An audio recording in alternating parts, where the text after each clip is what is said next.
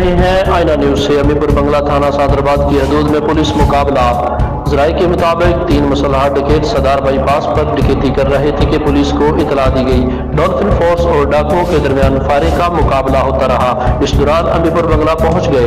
Dolphin force اور ڈاکوؤں کے درمیان فائرنگ کے نتیجے میں 3 مبینہ ڈاکو زخمی ہو گئے۔ ذرائع کے مطابق ڈاکوؤں کی شناخت سمر ارشد فیصل قوم جنجو سکنہ بھوانا کے نام سے ہوئی ہے۔ فائرنگ کے تبادلے میں چک نمبر 151 محبوب کا ضیاء اکبر نامی شہری بھی زخمی ہو گیا۔